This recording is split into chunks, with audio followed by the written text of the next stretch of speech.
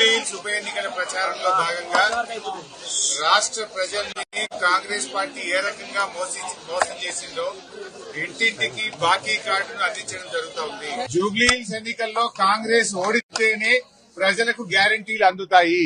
ఇవాళ రేవంత్ రెడ్డి గారు ఏ గ్యారంటీ ఇవ్వకపోయినా ప్రజల్ని నేను మోసం చేసినా నాకు ఓట్లేస్తారని ఇవాళ రేవంత్ రెడ్డి గారు భావిస్తా ఉన్నారు.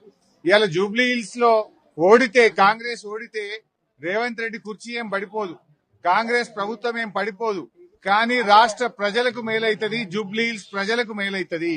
మా చెల్లికి మహాలక్ష్మి కింద నెలకు 2500 అందాలన్నా, మా తాతకు నెలకు 4000 రూపాయల పెన్షన్ రావాలన్నా, నిరుద్యోగ యువతకు 2 లక్షల ఉద్యోగాలు రావాలన్నా, విద్యార్థులకు 5 లక్షల భరోసా కార్డు రావాలన్నా, కాలేజీల్లో చదివే పిల్లలకు ఫీజు రియంబర్స్మెంట్ రావాలన్నా, ఆడపిల్లలకు స్కూటీలు రావాలన్నా, ఆడపిల్ల పెళ్లికి తులం బంగారం రావాలన్నా, రైతన్నకు 15,000 రైతు బంధు రావాలన్నా జూబ్లీహిల్స్ లో బీఆర్ఎస్ ను గెలిపించాలి, కాంగ్రెస్ ను ఓడించాలి.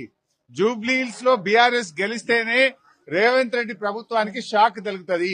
100 రోజుల్లో 4,000 పెన్షన్ ఇస్తామని, 100 రోజుల్లో అక్కా చెల్లెలకు 2,500 మహాలక్ష్మి కింద అందిస్తామని మాట తప్పినందుకే జూబ్లీహిల్స్ లో ఓడించారు అని వాళ్లకు సోయ వస్తుంది, కనునిప్పు కలుగుతుంది.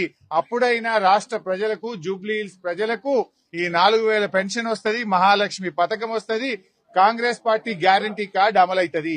ఒకవేళ తప్పిపోయి జూబ్లీహిల్స్ లో కాంగ్రెస్ గెలిస్తే ఏమంటారు?